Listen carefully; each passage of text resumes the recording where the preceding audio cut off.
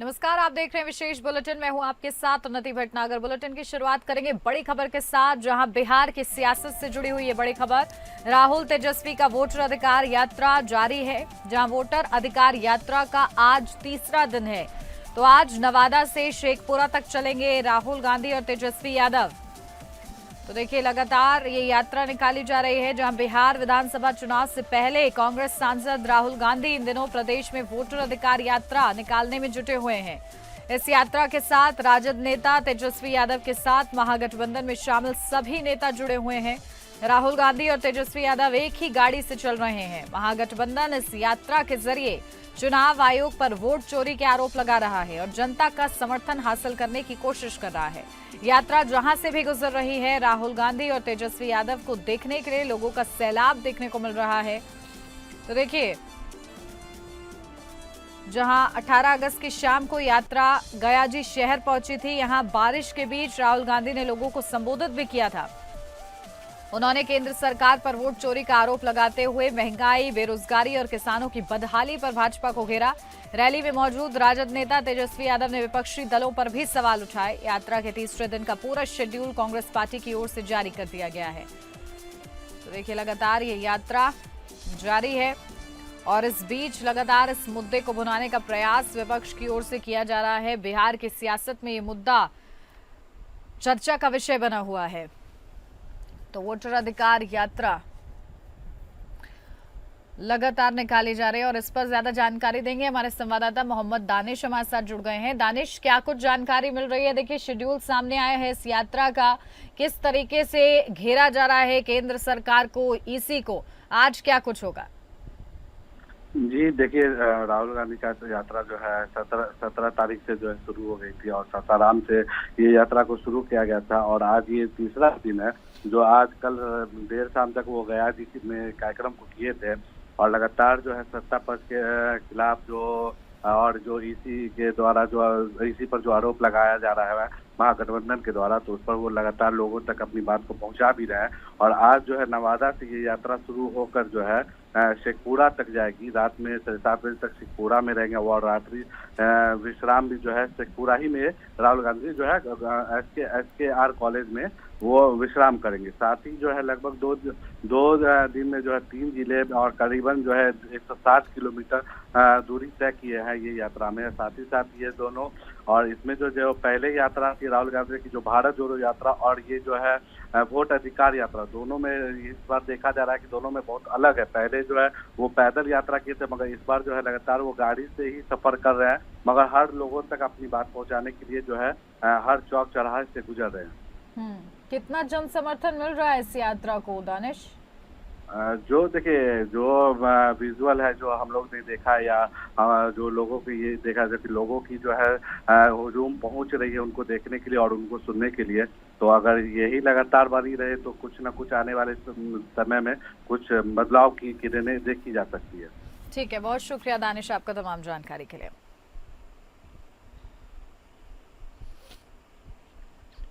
बढ़ते हैं आगे। उत्तराखंड से अब खबर है, जहां उत्तराखंड विधानसभा का सत्र को लेकर भराड़ीसैंण में धारा 163 लागू। तो विधानसभा के आसपास प्रदर्शनों पर रोक है। सुरक्षा में 804 पुलिसकर्मी तैनात। विधानसभा सत्र हंगामेदार रहने के आसार हैं। तो गैरसैंण के भराड़ीसैंण में मंगलवार से शुरू होने वाले विधानसभा सत्र के दौरान यहां धारा 163 को लागू कर दिया गया है, जो सत्र समाप्ति की तिथि 22 अगस्त शाम 5 बजे तक प्रभावी रहेगी। विधानसभा सत्र को सुव्यवस्थित, सफल व शांतिपूर्ण बनाने के उद्देश्य से प्रशासन द्वारा यह निर्णय लिया गया है। उप जिलाधिकारी परगना मजिस्ट्रेट गैरसैंण सोहन सिंह रांगड़ द्वारा जारी आदेशानुसार विधानसभा सत्र के दौरान विधानसभा परिसर और आसपास के क्षेत्र में किसी भी प्रकार के धरना प्रदर्शन, जुलूस, नारेबाजी बगैर अनुमति सभा, सुरक्षा बैरियर तोड़ने, लाउडस्पीकर या ध्वनि विस्तारक यंत्रों के उपयोग, हथियार लाने और उत्तेजक भाषण, पोस्टर, बैनर या सोशल मीडिया के माध्यम से अफवाह व भड़काऊ संदेश फैलाने जैसी गतिविधियों पर पूर्ण प्रतिबंध रहेगा। तो देखिए, सत्र की शुरुआत से पहले सुरक्षा के भी विशेष इंतजाम किए गए हैं। धारा 163 भी लागू की गई है, जो कि 22 अगस्त की शाम तक प्रभावी रहेगी। और सत्र ये समझा जा रहा है कि हंगामेदार रहेगा, क्योंकि विपक्ष के पास तमाम बड़े सवाल हैं और सत्ता पक्ष उन सवालों के जवाब किस तरीके से देती है ये देखना होगा। तो देखिए, प्रदर्शन पर रोक है विधानसभा के आसपास। अपडेट ले लेते हैं, हमारे संवाददाता सतीश कोठारी हमारे साथ जुड़ गए हैं। सतीश, क्या कुछ जानकारी मिल रही है? सत्र की शुरुआत से पहले क्या इंतजाम और सत्र में कौन कौन से बड़े मुद्दे रहेंगे? देखिए, मैं बात करूं तो आज से विधानसभा सत्र भराड़ीसैंण में शुरू किया गया है। और भराड़ीसैंण में इस समय वो ग्रीष्मकाल राजधानी बनाई गई है भराड़ीसैंण, तो उसको लेकर भी काफी लोगों को ये थी कि सत्र हो। भराड़ीसैंण में हर दफे ये विपक्ष जो आरोप लगाता था सरकार जो है भराड़ीसैंण में सत्र नहीं कराना चाहती है, लेकिन इस बार जो है चाहे इतना बारिश का मौसम था, ये लगातार यहाँ आपदाएं आ रही है, लेकिन भराड़ीसैंण में सत्र किया गया है और लोगों को थोड़ा संतुष्टि हो रही है कि भराड़ीसैंण में सत्र है। तो अब जो है आज से सत्र की शुरुआत हो गई है और सत्र में जो है चाहे सुरक्षा व्यवस्था की बात करूं मैं, तो सुरक्षा व्यवस्था के चाक चौबंद इंतजाम किए गए हैं। जगह जगह पुलिस बैरियर लगाए गए हैं। कोई प्रदर्शन करने पे बिल्कुल रोक लगाई गई है कि प्रदर्शन नहीं होगा। साथ ही भराड़ीसैंण में जो सत्र होगा काफी हंगामेदार होगा, क्योंकि उत्तराखंड में सबसे ज्यादा मुद्दा रहेगा ये महिलाओं की सुरक्षा को लेकर, अपना भू कानून को लेकर, शिक्षा को लेकर, इसको लेकर जो स्कूल काफी बंद हुए हैं उत्तराखंड में, उन पे काफी वो रहेगी, हंगामेदार रहेगा। और साथ ही इस समय जो कानून लाया गया है कि ये मदरसों को लेकर जिस तरीके का कानून लाया गया है उसको लेकर भी काफी हंगामेदार रहने वाला है सत्र, क्योंकि इस समय ये कहा गया है कि जो भी स्कूल, जो मदरसा बोर्ड है उसको भंग कर दिया जाएगा और जिस तरीके से ये गुरु नानक से ये सिख ईसाई ये समुदाय के स्कूल है उसी तरीके से चलेंगे और उसको लेकर काफी हंगामेदार रहने वाला है सत्र। साथ ही महिला कानून को लेकर जिस तरीके से महिला उत्पीड़न हो रहे हैं प्रदेश में, उसको लेकर भी काफी हंगामेदार रहने वाला है सत्र। विपक्ष पूरी तैयारी को लेकर जा रखा है कि भराड़ीसैंण में जो सत्र होगा तो उसको जो है इस तरीके से किया जाए कि सरकार हमारी बात सुने।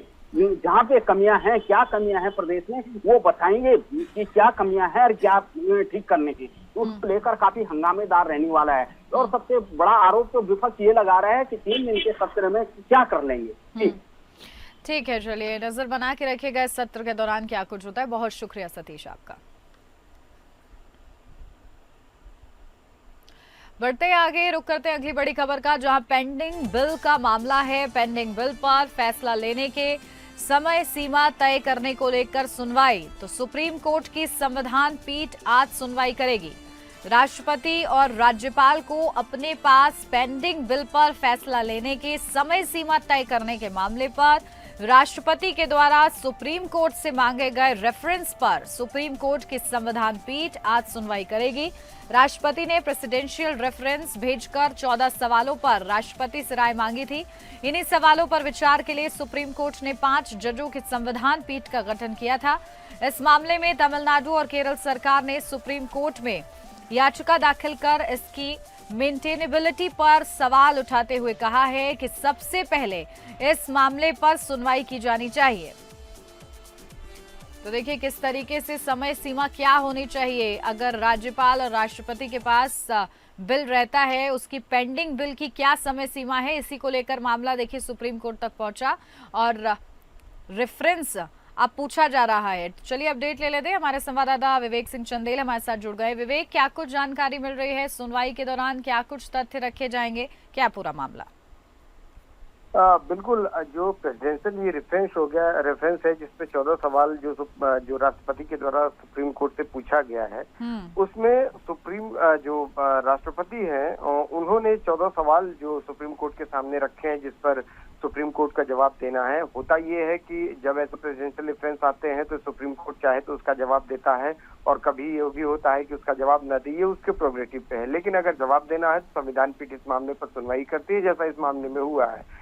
और जो संविधान पीठ है उसके सामने जो तथ्य रखे जा रहे थे, उससे पहले जो केरल और जो कर्नाटक हैं, इन्होंने इस मामले में कहा था कि केरल और तमिलनाडु, माफ कीजिएगा कर्नाटक नहीं तमिलनाडु, जी, जिसने ये कहा था कि इसकी मेंटेनेबिलिटी पे सवाल उठाते हुए कहा था कि ये प्रेसिडेंशियल रेफरेंस को सुप्रीम कोर्ट को सुनवाई नहीं करनी चाहिए और इसको एज इट इज वापस भेज देना चाहिए था। उसका कारण ये था कि जस्टिस पारदीवाला की तरफ से एक जजमेंट दिया गया था जिसमें केरल में एक बिल था जो काफी समय से राज्यपाल के पास पेंडिंग था। इस पर सुप्रीम कोर्ट ने आदेश जारी करते हुए कहा था कि जो कोई भी बिल अगर किसी राज्यपाल के पास जाता है तो वो उस पे लंबे समय तक बैठा नहीं रह सकता। उस पे उसके समय सीमा तय कर दी थी कि इतने समय के अंदर उस वो बिल को पास करना होगा, अन्यथा वापस लौटाना होगा, और जो बिल था उनको अप्रूव मान लिया गया था। इसके बाद ये मामला राष्ट्रपति के द्वारा सुप्रीम कोर्ट के पास पहुंचा।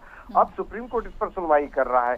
सवाल ये है कि इस मामले में केंद्र सरकार की तरफ से अपना जवाब दाखिल किया गया और ये कहा गया कि राष्ट्रपति और राज्यपाल के लिए जो किसी बिल पर निर्णय लेने की जो समय सीमा है ये बिल्कुल सुप्रीम कोर्ट की तरफ से तय नहीं किया जाना चाहिए, क्योंकि संविधान में व्यवस्था दी गई है कि जैसे कार्यपालिका और न्यायपालिका और विधायिका सबके अलग अलग कार्य हो और सभी को संविधान में शक्तियां दी गई हैं और उनके बंटवारे का उल्लेख किया गया। ऐसे में जो संस्थाएं हैं उन संस्थाओं को जो शक्तियां मिली उन शक्तियों में एक दूसरे का हस्तक्षेप नहीं होना चाहिए। इसीलिए सुप्रीम कोर्ट किसी भी संस्था से सुप्रीम नहीं है और ऐसा कोई निर्णय नहीं दे सकती, क्योंकि संविधान में ऐसी कोई व्यवस्था नहीं दी गई है।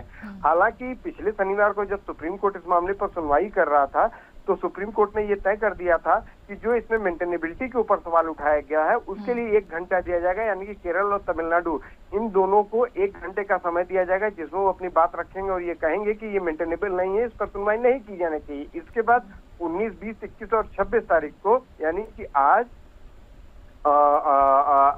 20 को और 21 और 26 को केंद्र सरकार अपनी दलील रखेगा। इसके बाद 28, 2 और 3 और 9 अगस्त को जो पिटिशनर्स हैं उनकी तरफ से जो अपनी दलीलें वो रखी जाएंगी। इसके बाद सुप्रीम कोर्ट इस पर अपना निर्णय सुनाएगा। जी ठीक है, बहुत शुक्रिया विवेक आपका तमाम जानकारी के लिए।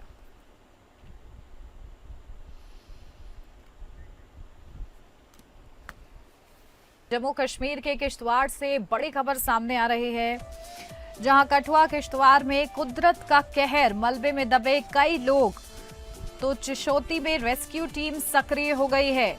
तो जम्मू कश्मीर के कठुआ जिले में बादल फटने से 7 लोगों की मौत की खबर और 12 लोग घायल बताए जा रहे हैं। साथ ही भारी तबाही मची है। किश्तवाड़ के चिशोती क्षेत्र में बचाव कार्य के लिए सेना ने ऑल टेरेन वाहनों की मदद से राहत अभियान तेज कर दिया है।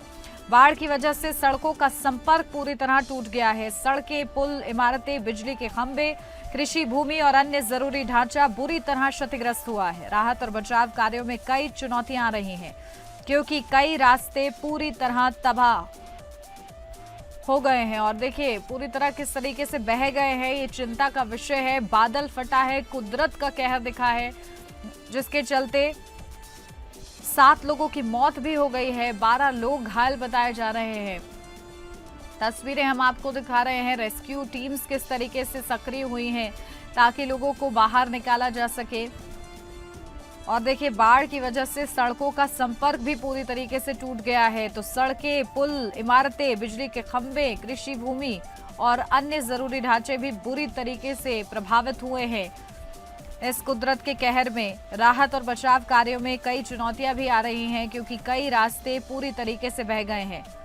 तो ये स्थिति इस वक्त बनी हुई है जम्मू कश्मीर के कठुआ किश्तवाड़ में, जहां पर बादल फटने के बाद जो कहर है वो देखने को मिल रहा है कुदरत का, और इस वजह से कई जिंदगियां प्रभावित हुई हैं, सड़कें प्रभावित हुई हैं, कृषि भूमि प्रभावित हुई है।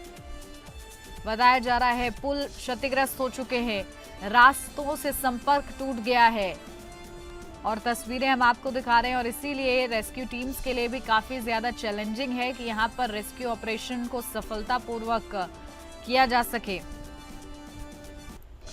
तो देखिए तस्वीरें आपको दिखा रहे हैं जम्मू कश्मीर के कठुआ किश्तवाड़ में बड़ा हादसा, जहां बादल फटा है और मलबे में कई लोग दबे हुए हैं। तो चिशोती में रेस्क्यू टीम सक्रिय हो चुकी है। लगातार ग्राउंड जीरो पर रेस्क्यू ऑपरेशन चलाया जा रहा है।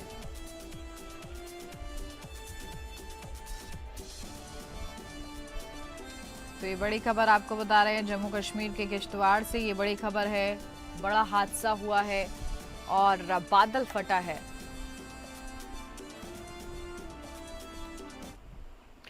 और अब खबर झारखंड से सामने आ रही है। बड़ी खबर झारखंड से मिल रही है, जहां पीएलएफआई के 4 सदस्य गिरफ्तार। बड़े पैमाने पर हथियार भी बरामद हुए हैं। जहां झारखंड के खूंटी जिले में पुलिस ने प्रतिबंधित People's Liberation Front of India के 4 सदस्यों को गिरफ्तार किया है। इनमें माओवादी ओझा पाहन भी शामिल हैं। पुलिस ने बताया कि इनका सरकारी ठेकेदारों से वसूली करने और वाहनों में आग लगाने का प्रयास नाकाम कर दिया गया। पुलिस के अनुसार उनके पास से हथियार और माओवादी साहित्य बरामद किया गया है। खूंटी एसपी मनीष टोप्पो ने बताया कि रविवार देर रात तोरपा के एसडीपीओ क्रिस्टोफर केरकेट्टा के नेतृत्व में पुलिस टीम ने रानिया थाना क्षेत्र के जीबीलोंग तांगरी इलाके में छापेमारी कर ओझा पाहन और 3 अन्य को गिरफ्तार किया। उन्होंने कहा कि गिरफ्तार माओवादी ओझा पाहन पहले भी वाहनों में आग लगाने के मामले में जेल जा चुका है और उस पर खूंटी, रांची और गुमला के कई थानों में करीब 10 मामले दर्ज हैं। अपडेट ले लेते हैं, हमारे ब्यूरो हेड अजय सिंह हमारे साथ जुड़ गए हैं। अजय, क्या कुछ जानकारी? पीएलएफआई के 4 सदस्य गिरफ्तार हुए हैं और इनके पास से बड़ी मात्रा में हथियार भी बरामद हुए हैं, और क्या कुछ तथ्य हाथ लगे हैं? हेलो जी, आपकी आवाज आ रही है मेरे को। ये हेलो आवाज आ रही है? जी जी, आपकी आवाज आ रही है। मुझे इस खबर पर जानकारी चाहिए आपसे। पीएलएफआई के 4 सदस्य गिरफ्तार हुए हैं। देखिए, बताऊं कि एक खूंटी जिला के जो रनिया थाना है, तो वहां पर एक पुलिसिया की एक बहुत बड़ी कार्रवाई हुई है। वहां पर पीएलएफआई के 4 उग्रवादी जो है, जो हार्डकोर उग्रवादी है, वो गिरफ्तार हुए हैं। ओझा पाहन जो है, ये जो ओझा पाहन जो है, उस इलाके में जो है उनका एक बड़ा कुख्यात रहे हैं, वो उनका एक बड़ा दबदबा रहा है, बड़ा वहाँ उनका नेटवर्क चलता था। वो जो है वो सक्रिय सदस्य, उनके साथ साथ वो जो 3 और लोग जो लोग हैं वो गिरफ्तार हुए हैं। तो ये देखा जाए तो ये खूंटी पुलिस की एक बहुत बड़ी कामयाबी है, क्योंकि वो जो तमाम वो जो इलाका है उग्रवादियों से हमेशा त्रस्त रहता है। उग्रवादी वहाँ पर हावी रहते हैं। जो कोई भी सरकारी कामकाज या किसी भी तरह की जो अवैध वसूली होती है, जो रंगदारी वसूली होती है, जो उस पर जो है ये इनका लगातार इसका बड़ा वर्चस्व था वहाँ। तो उनकी कल जो है गिरफ्तारी भी है, और जो है एक 9mm पिस्टल जो है उसके साथ बरामद हुए है, और ढेर सारा असला बारूद जो है वो असला बारूद जो है वो रनिया खूंटी की पुलिस जो है वो खूंटी की पुलिस को हाथ लगी है। मैंने देखा जाए तो ये जो है लगातार जो झारखंड सरकार की और केंद्र सरकार की जो योजनाएं चल रही है, ये जो इस पर जो दबिश बनाई जा रही है कि समस्त जो झारखंड से जो है उग्रवादियों का सफाया हो जाए, उसमें एक और महत्वपूर्ण कड़ी मिली है कि जो कल जो है 4 लोग जो गिरफ्तार हुए हैं, और ये जो ओझा पाहन है जिसका बड़ा दबदबा था, वो गिरफ्तार हुई है, यानी बहुत बड़ी सफलता मिली है। जी ठीक है, बहुत शुक्रिया आपका अजय तमाम जानकारी के लिए।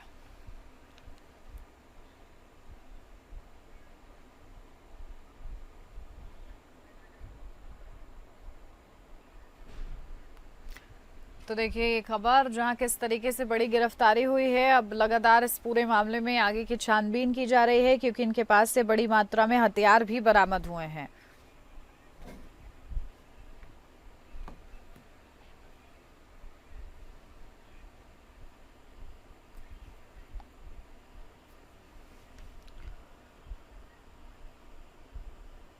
और अब खबर मुंबई से सामने आ रही है, जहां मूसलाधार बारिश हो रही है मुंबई में, और इस वजह से सड़कें जलमग्न हो गई हैं।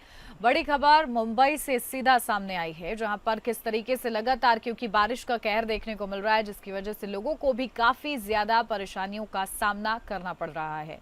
तो मुंबई से ये पूरी खबर आपको बता रहे हैं, जहां पर बारिश के चलते लोग परेशान हो रहे हैं। अंधेरी सबवे आज भी बंद है, जहां मुंबई समेत महाराष्ट्र के ज्यादातर हिस्से इन दिनों भीषण बारिश से जूझ रहे हैं। पिछले कई दिनों से मुंबई का बारिश से बुरा हाल है। मुंबई को राहत नहीं मिलती नजर आ रही है। सोमवार रात से ही मुंबई में बारिश हो रही है। मंगलवार सुबह से बारिश और भी तेज है, जिसकी वजह से मुंबई के कई इलाकों में पानी भर गया है। मुंबई और इसके आसपास के इलाकों के लिए मौसम विभाग ने रेड अलर्ट जारी किया है।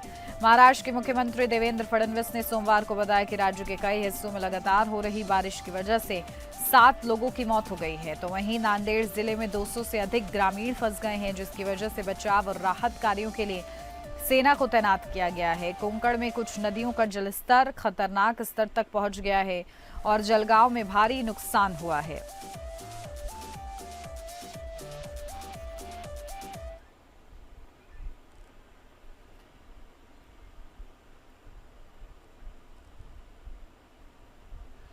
तो देखिए, बारिश की ये तस्वीरें हम आपको दिखा रहे हैं। सड़कें जलमग्न नजर आ रही हैं मुंबई में।